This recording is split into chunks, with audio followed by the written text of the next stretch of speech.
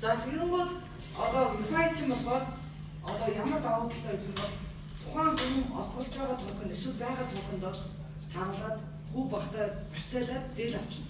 Хоёрдугаар давуу тал нь тухайн хүн зээл аваад ажил амьдралаа зохицуулаад явж байгаа нөгөө барьцаа маань яах вэ? Цаг хугацаагаар өсөж яваад байна. Тийм учраас бусад зээлээс барах хамаагүй яах вэ?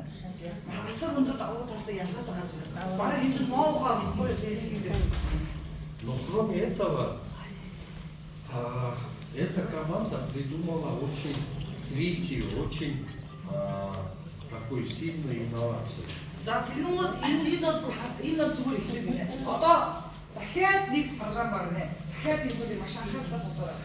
За тэр нь одоо 3 дахь систем бөгөөд инновац бас дахиад одоо яг ноугаа бөгөөд дэлхийд дахин тавьчихгүй зүйлийг хийсэн байна гэж инновац.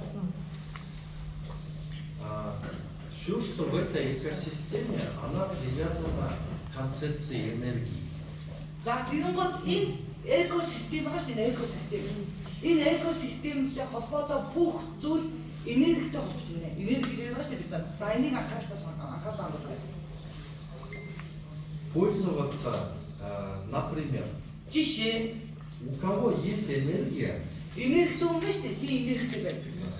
у него будет доход от депозита высокий, 18%. За тэгэнгүүт энергитэй хүн болохоор одоо энерги хадгалсан байгаа шүү дээ. Тэр энергитэй хүн бол одоо жишээ нь манай банкн дээр дансан мөнгө хийлээ гэж бодсон шүү дээ. Хийгээд гүйлгээ явж байгаа шүү дээ. Тэр хооронд 18% төгрөг өдрөөр бодож байгаа. Энергитэй хүн бол. В кабинете. За юу? Удахгүй гэдэг удахгүй. Одоо та нар удахгүй био банкныхаа данс руу шүү дээ та нар. Тэр данс руугаа доллар USDT ч юм уу, Wi-Fi ч юм уу ямар нэгэн мөнгө хийсэн байгаа шүү дээ. Өдөр болгон хүү бодож байгаа. Жилийн 18% одоо доллараас. Или, например, у кого будет много энергии, у того процентные ставки по кредитам будут низкими. Жишээ нь Срок будет длинным. жишээ нь та энергитэй байх юм бол зээл авах шүү дээ. Зээл авахд хүүн маш бага болоод хугацаа нь өндөр болно. Энергиэс ч юм. Одоо гараа тайлбар манай тайлбар байна. Ихээр юм ярихгүй А как можно добыть энергию? За одоо ингэж яаж нэгтэй болов.